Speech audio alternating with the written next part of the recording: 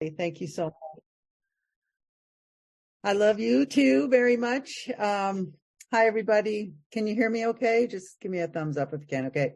I live in the boondocks, so if my internet goes wonky, I might have to turn my camera off for a bit, but for right now, we're good. I'm Jane. I'm an alcoholic. I'm a member of the Hand of AA group here in Pembroke, Ontario, Canada. My sobriety date is March 28th, 1995. And I'm just so happy to be here to share with you guys tonight. This was a regular meeting for me during the pandemic. And once we went back to live meetings, we started a new group in Pembroke on Tuesday night. So I haven't been able to see you guys for a while. So it's really great to be here and share with you tonight. Honestly, I feel like I'm walking inside the footsteps of AA giants when I come into this meeting, because even though I don't see you on a regular basis, I do listen to the recordings all the time. And you know, I mean, I just love Calvin and Teresa and Allie and everybody that's a part of this. Kuna, you guys have become very near and dear to my heart. And I'm going to try to do a really good job tonight talking about my topic. And, you know, I prayed about this for a few days when Allie asked me if I would come. And this is a thing that kept coming back to me. What used to be the hunch or the occasional inspiration now becomes a working part of the mind. And it gradually happened for me. I'm going to talk about that, I hope, in a little bit, but I just want to qualify a little bit for those of you that don't know me. I just want to briefly talk about how I qualify to be in this program. I am an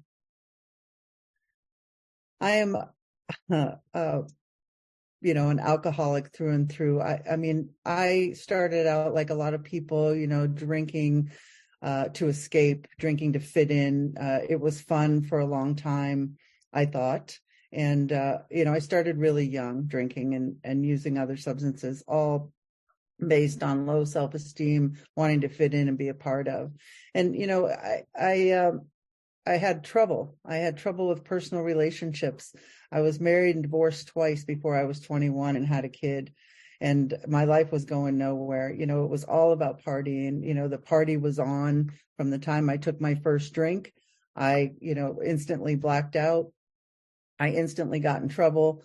Every consequence that ever happened to me in my drinking meant nothing to me at the time. I just kept thinking, like it says on page 30 and 31 in the big book, that somehow, someday, I was going to control and enjoy my drinking. That was my great obsession. And I tried for years and upon years. And, I had this little baby when I was 21, my daughter. And when my daughter was born, I couldn't realize, I never knew how much that I could love another human being until that moment. And I decided that I was going to do better for her, that I was going to, get my life together and make a life for myself and my daughter. And I really, really meant it. And, I quit doing all kinds of outside issues that we got involved younger. But I thought I could still drink and I could moderate my drinking, I thought. And by the time my daughter was 2 years old, my parents were threatening to take her away from me because I wasn't taking care of her properly.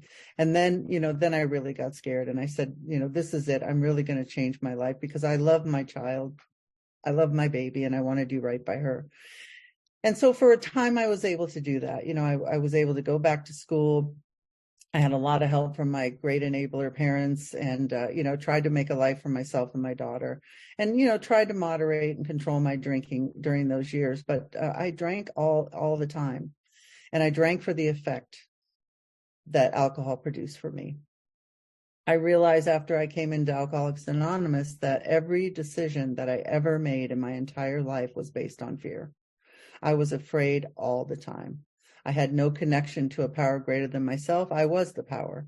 And so if it was going to be, it was up to me. And I just bulldozed through my life that way. And, that fear caused me to need some ease and comfort, which come at once from taking a few drinks. But the problem with me is I didn't know I have an allergy. I have an allergy to alcohol. I've heard it said in these rooms that every time I drink, I break out in handcuffs. That's my allergy. But I do. I have an allergy to alcohol and a mind that tells me that I can drink every single time, that it's going to be different this time, that I'm only going to have 2 or 1 or whatever.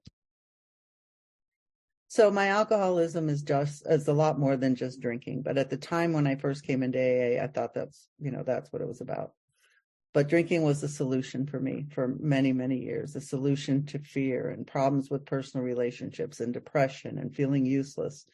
Even though everything looked great on the outside, I had a beautiful job that I, accidentally fell into and made a lot of money at, a beautiful home, took care of my daughter. Everything on the outside looked great for a long time, but on the inside, I was dying a little bit more every day. And I would promise myself I'm not going to drink. And every day I would drink again. So, as the disease of alcoholism progressed for me, by the time my daughter was 14 years old, I was circling the drain. It took about 3 years for me to actually hit my bottom, where I had to lose everything before I became willing or able to ask for help.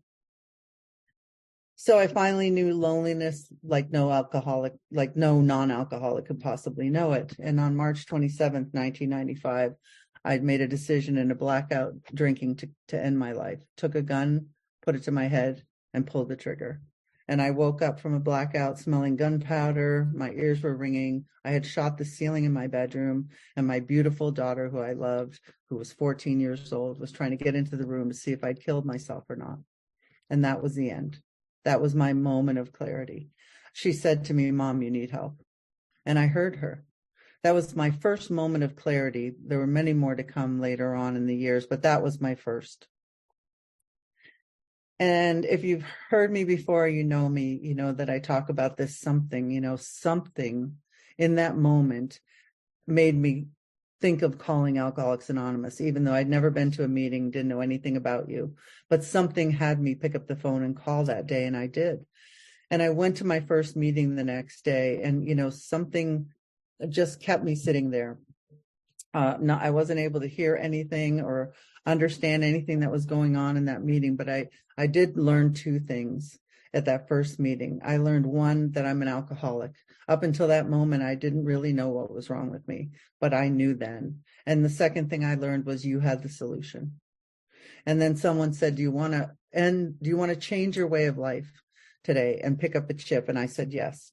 I never had to have another drink of alcohol since that moment, not because of anything I've done, but this something that's been taking care of me, this something that led me down the path of Alcoholics Anonymous, something that kept me here long enough that I could go deeply into a relationship with the power. And that's where I'm at today. So I'm supposed to talk to you about this intuition, becoming a working part of my mind and what that looks like. And so this power has given me the freedom from alcoholic addiction. Alcohol isn't my problem today, but I do have a thinking problem. And that was evidence for me for years when my father would sit me on the couch when I was a young girl and talk to me for hours about how I didn't think right. And I didn't know that that was my problem at the time. But I love that the big book gives us so many words to acknowledge this power, creative intelligence, spirit of the universe, higher power, and God. And I still can't describe for you what that is today. I just know that it's something. And when I'm able to get quiet, it directs my thinking. It has been a very slow process for me, becoming awake to the power of my intuition. I believe that it's been in me the whole time, because it told me in the big book that this power, this creative intelligence, spirit of the universe, is deep down within every man, woman, and child. But when I first came into the program, I didn't get that. I had some information, but I couldn't apply it in my life yet. But, I was running around looking for this power outside of me in all kinds of places, in different kinds of churches, in shamans and crystal readers and palmists and spiritual things, and running around like a chicken with my head cut off, looking for God out there, just like I had kind of run around looking for things to make me feel better all the time. And that went on long into sobriety too. So I'm looking out there for God all the time, and years are going by, and I'm running to meetings all the time. And, I'm getting a quick fix and a Band-Aid for my problem, but I have to keep running back to meetings. And, I don't think I could have possibly done it any other way. That just was my part of the journey. And I stayed sober doing that. I stayed dry doing that. And I sponsored people and did all kinds of things. I had an idea of the steps. I had tried to work the steps, but I still couldn't apply it all into my life all at once. It took a long time for me. Might be a slow learner. But I also learned, that part of growth for me and spiritual growth is pain. Pain is the motivator. So I could tick along in Alcoholics Anonymous and go on for years. And if I'm not having any problems and everything seems good, I'm okay. Go to meetings, help people, do my best. And that's what I did for a long time. And I forgot to mention that I got sober in Fort Lauderdale, Florida. I know there's some Florida people on here tonight. And, I went to many, many meetings. There was a huge recovery community in Fort Lauderdale, and I could go to meetings almost 24 hours a day. But when I was around 8 years sober, I moved up here to Pembroke, which is where I'm originally from. My parents were from here. And this is a small town, I think 12,500 people. And there were like one meeting a day. And it was the same people talking about the same things over and over. And I really lost connection with the fellowship for a while. So more pain, I had to have more pain. And I tried to avoid it for many, many years in AA. And just like I did when I was out there, using alcohol and drugs, I tried to use a lot of other things.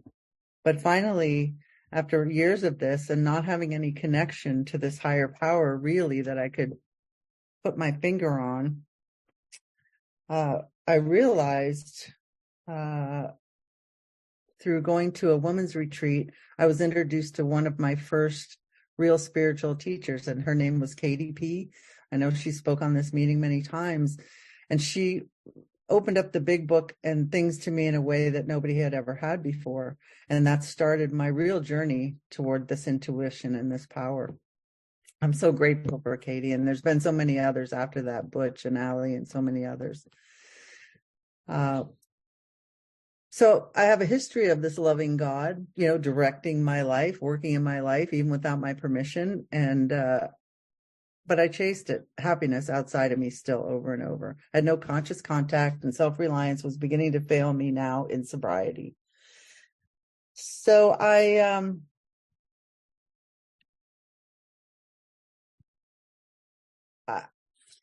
was able, after Katie, to really work through the steps in the program, steps 4 through 9.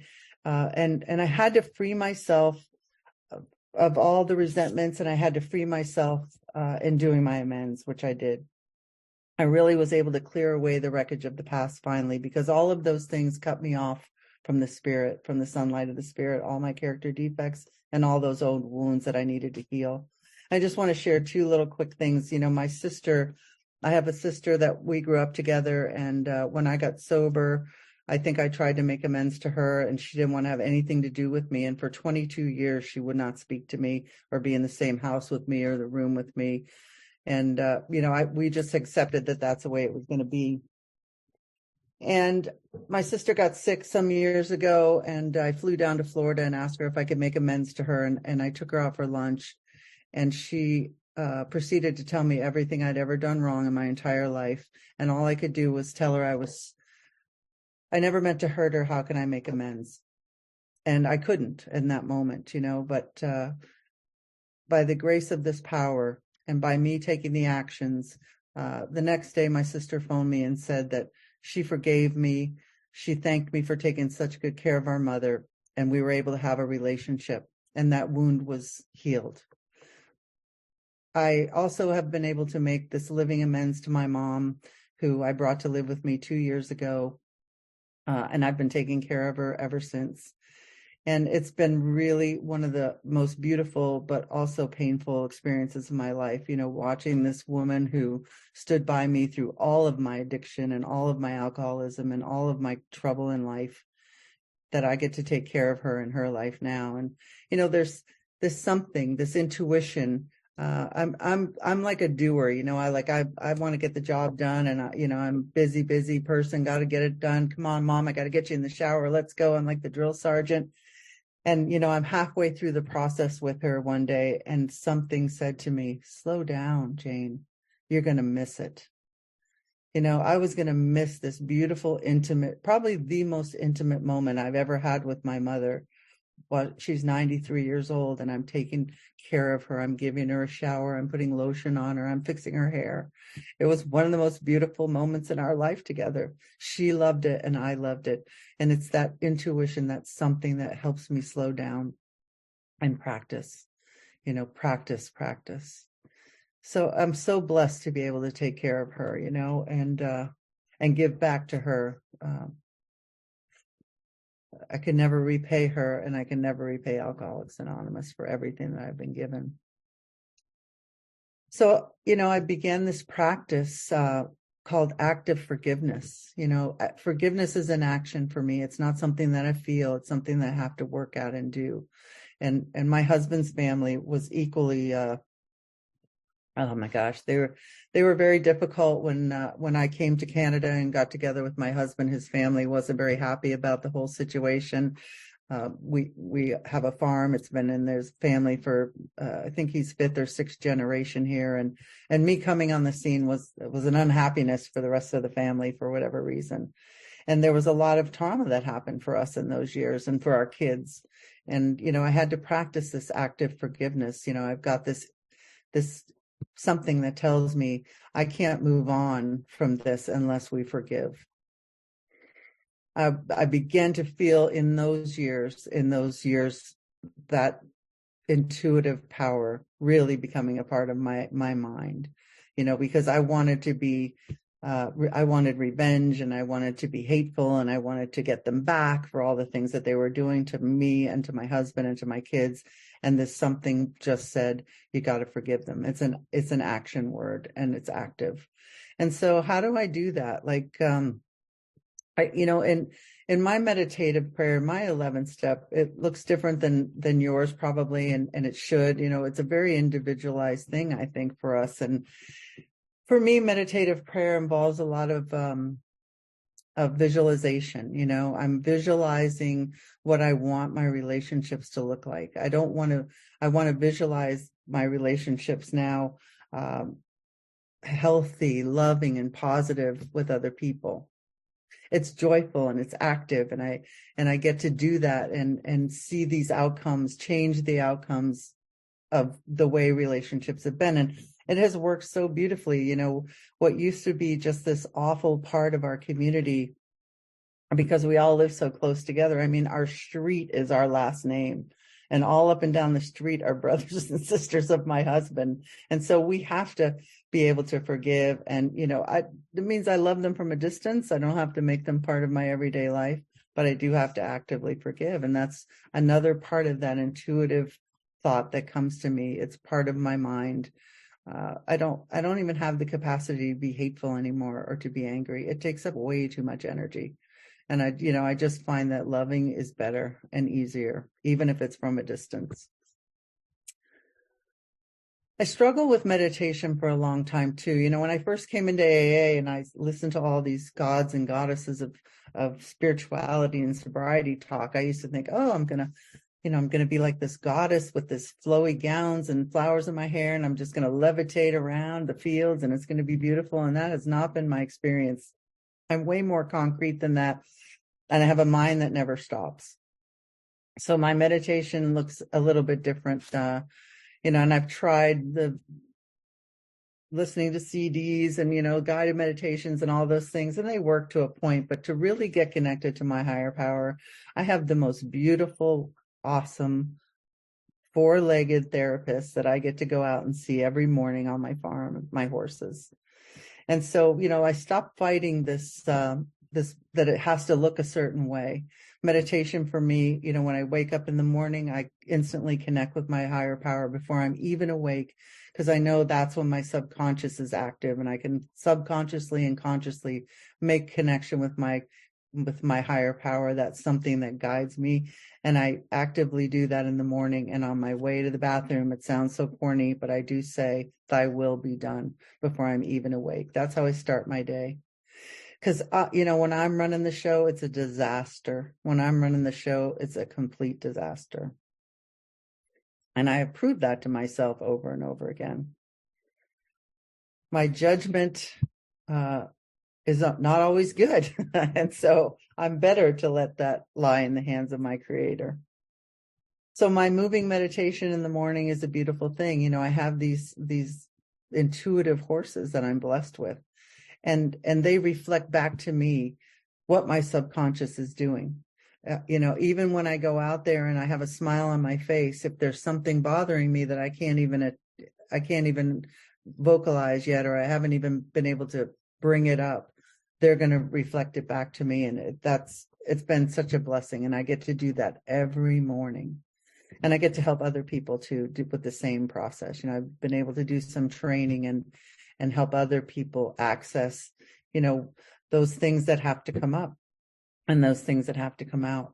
And I'm able to quietly and lovingly tap into the presence of something when I'm out there in the barn. And, you know, I intuitively do know how to handle situations which used to baffle me. And this comes up, you know, this just happens. Like it says, it's a gradual thing that has happened for me. My sponsees call me the witch because they say I know things, you know, and I can predict things and I say things and things happen. And I, you know, that's that intuition that comes to me from deep down inside. Just give you an example. I was at the bank today, standing in line. I'm facing forward, waiting for my turn, and I could feel something behind me. And I just knew that my friend, who I hadn't seen in a really long time, was standing behind me. And when I got up to the counter, she came up next to me and I said, oh man, I want to sometimes pretend like I don't know these things or these things aren't a part of me, but they really, really are.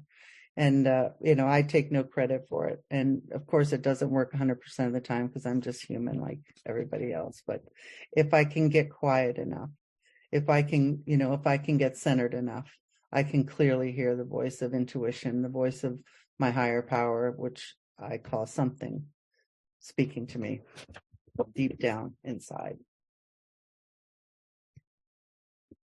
You know, I've done a lot of work the last few years on grief and forgiveness.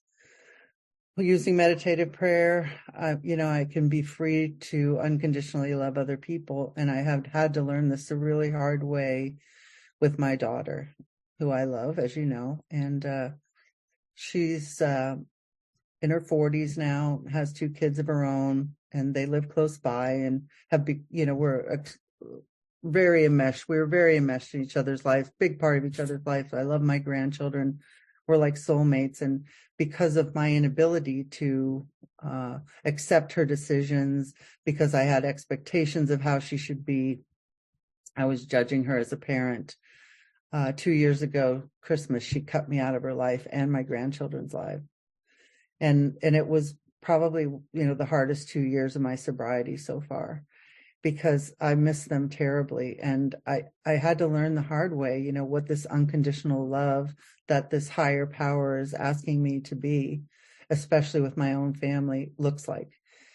And honestly, man, the grief was just unbearable that I had lost this part of my life. And there was nothing I could do about it, right? I just had to wait it out and get through it.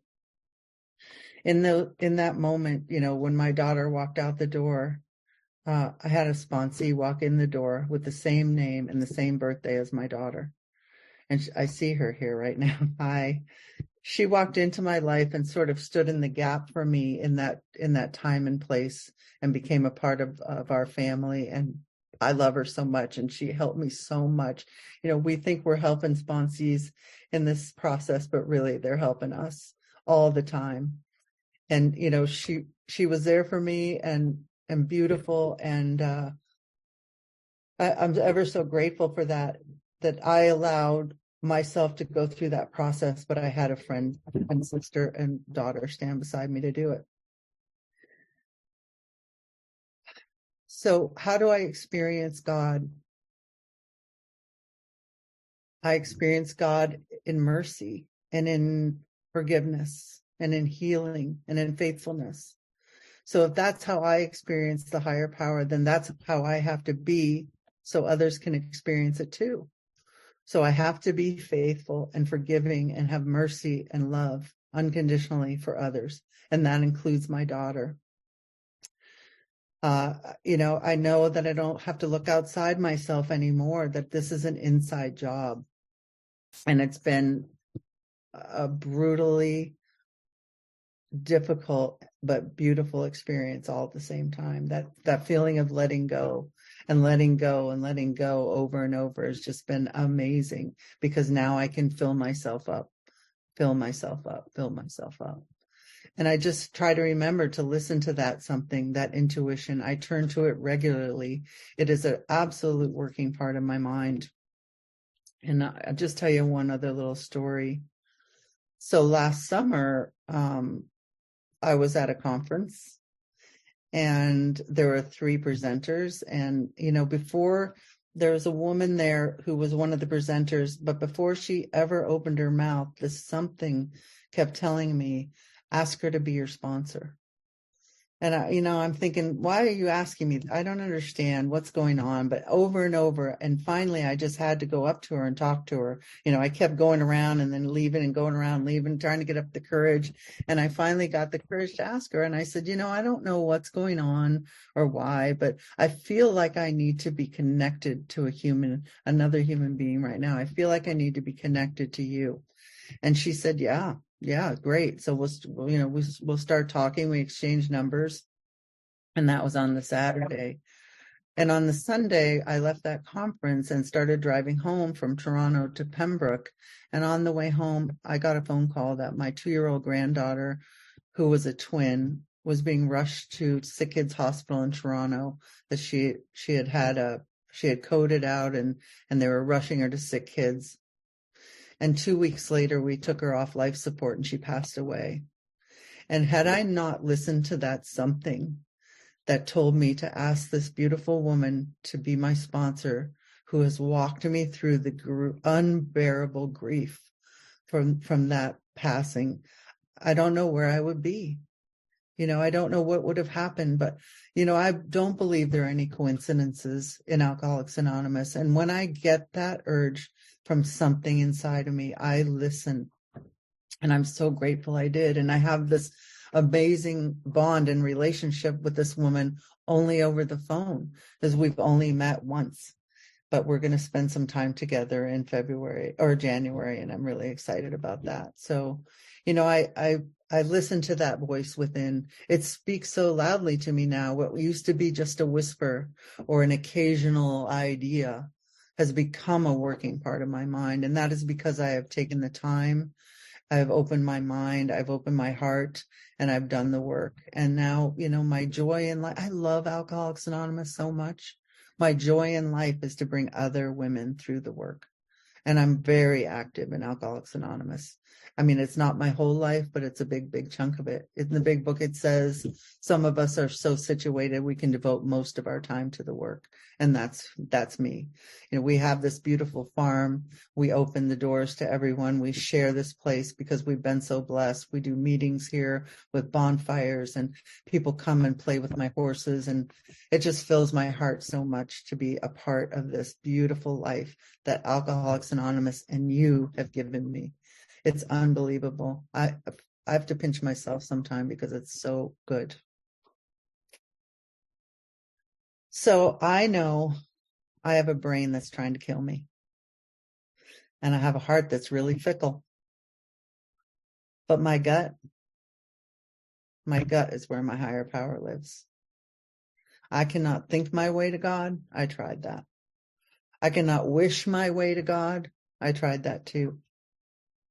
I can only pause, breathe, and connect to my gut, my instinct, my intuition, which is God consciousness. I've come to rely on it. Thank you so much for letting me share, everyone. I love all your beautiful faces out there. Thank you.